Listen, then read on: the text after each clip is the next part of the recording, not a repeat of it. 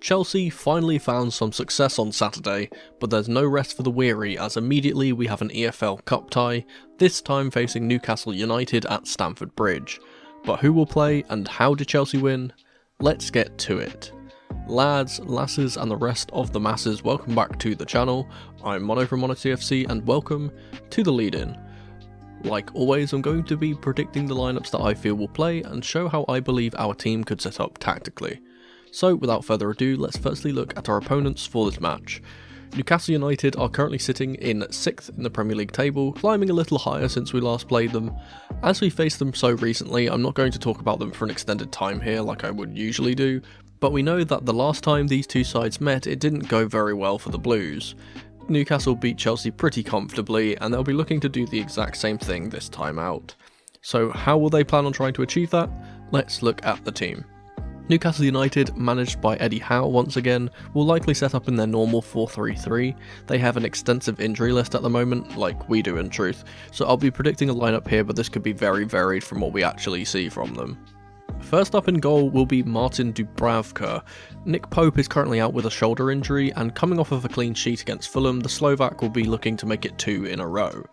For the back four, this will be changed slightly. Kieran Trippier is a doubt for this one with an unconfirmed injury, so for the right back spot I'll be putting in ex-Chelsea boy Tino Livramento.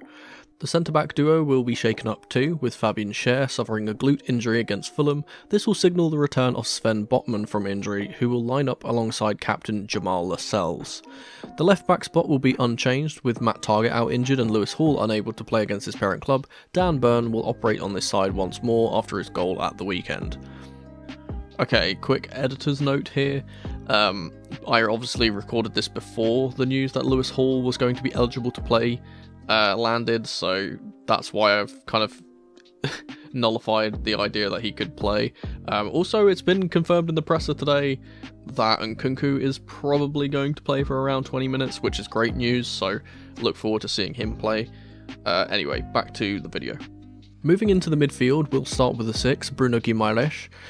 Not much to say here, Bruno is the first name in the team sheet anytime he's available. Next to him will be youngster Lewis Miley, who comes in for Joe Linton, who came off due to injury against Fulham, and another homegrown talent in Sean Longstaff. The 3 up top will likely be unchanged. Miggy Almiron will be looking to get on the score sheet once more from the right flank, Anthony Gordon will operate off of the left, and down the centre should be Callum Wilson again, unless Alexander Isak is deemed fit enough to play. Now, I'm not going to talk about Newcastle's tactics here. As I said, this will be a shorter video than usual, but I will point out one or two things. Firstly, Newcastle's form lately hasn't been the best despite their rise up the table, with them without a win in 5 away ties. St James's Park is a horrible stadium to try and beat them at, but away from home it's a much easier task. Newcastle are a team that is motivated so much by their home crowd, so when that is taken away they seem to struggle, especially with the injury/fatigue getting to them. Apart from beating us and United 1-0, they have been beaten by Dortmund, drew with PSG, got beaten by Milan and knocked out at the group stage of the UCL, beaten by Tottenham, beaten by Everton and even beaten by Bournemouth. Despite how easily they brushed us aside last time out, they haven't been playing particularly well, and I don't think this game is likely to fall into the same pattern. They did bounce back against Fulham last time out, like I mentioned, but it's important to make the distinction that Fulham were playing with 10 men for around 70 minutes, so we have to take that result with a pinch of salt, despite the 3-0 scoreline. But, as always, I'd like to focus more on our own team from now on, so speaking of the Blues, let's talk about Chelsea. But real quick, if you're enjoying the content and want to see more, please consider subscribing to the channel. Cheers. Let's start with the formation. I think this is going to change for once. After its success at the weekend and noticeable difference, I expect us to line up in that 4-2-4 of sorts that we used in the second half. Once again, our team is riddled with injuries, so we'll have to rotate some players in and out for this one. So, first up in goal, I'm going to be putting in Djordje Petrovic. With Robert Sanchez still out, the Serbian retains his place, looking comfortable against the Blades and helping our defence stay composed. Now, the back four will be changed from the last game, so starting with the right back, I'm going to be putting in Malo Gusto. The Frenchman returned from injury last time out, and though I'm sure it's not likely he'll play the full 90, I hope that he's fit enough to play from the start. The centre-back duo I'm going to leave as is, with Thiago Silva and Benoit Badiashile both having very good games last time out. The left-back spot I'm going to be giving to Ian Martson, who came off of the bench last time out, and I think we will need to rotate at least a few players for fitness reasons. Moving into the midfield, this will be a bit different to what we're used to. The obvious inclusion is Moises Caicedo, who had a wonderful game last time out, but as it's a midfield too, I have to make the decision of who to play next to him. And this might surprise you, but I think Poch will opt to bench Enzo Fernandez once again, with Conor Gallagher lining up alongside the Ecuadorian once again. With this system, you need energy and runners in that midfield area, and I just don't think Poch trusts Enzo enough to be able to do that job. If we go ahead, I would imagine he'd come off the bench in order to help control things and keep the ball, however. The four up top will be the exact four that we saw in that second half in my opinion. Cole Palmer will operate wide right after his goal and assist, Mudryk will take up a spot on the left, and down the middle will be a striker partnership of goalscorer Nicholas Jackson and second striker Raheem Sterling. I predicted Sterling to play as a striker last time out, but again, didn't expect to see him there in those circumstances. I seem to be getting these bold predictions correct in recent times, so let's hope we get to see this happen once again. Now I'm going to break down how I think we should play in order to get a result against the Magpies, but before I do so, it's time for the question of the day. As always, I'm going to highlight some of the comments from the last video, so here are a few responses to the last question of the day. Thanks guys for your continued support as ever. If you want your comment to be featured in the next video, leave your answer to this video's question of the day down below with QOTD at the start as always. So for this week's question of the day, we'll go for a simple one. Give me your score predictions down below. Who do you think will get on the score sheet and why? Alright, so how will we play? Well, I think that honestly, despite the redemption we got against Sheffield United, this game is still crucial for Pochettino.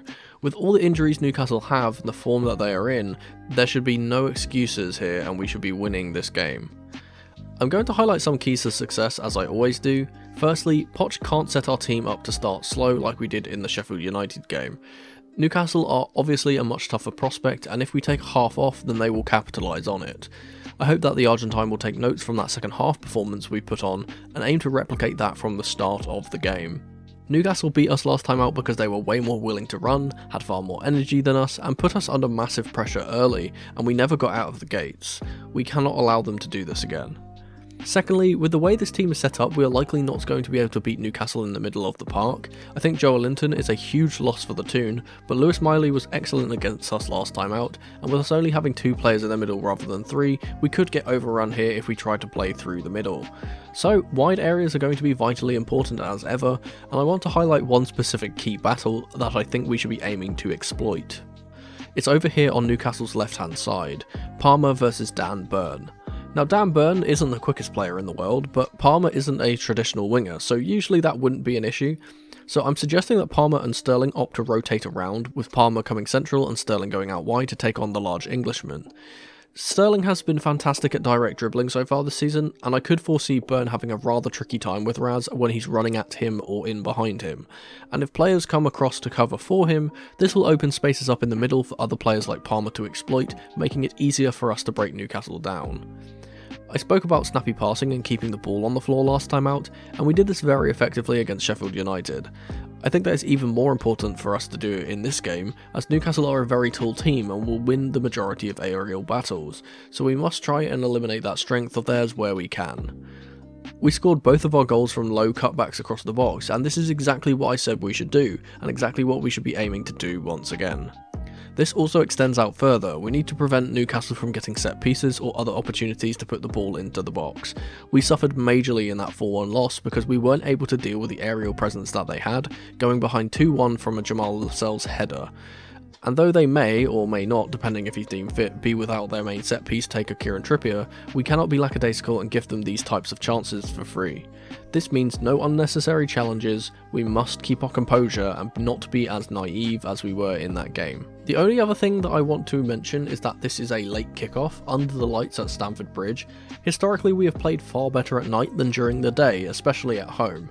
Our players are very obviously motivated by the crowd getting behind them, as anytime we go ahead and the bridge starts to rock, we instantly play better. We saw this exact thing happen against Sheffield United. As soon as that first goal went in, we kicked it up a notch.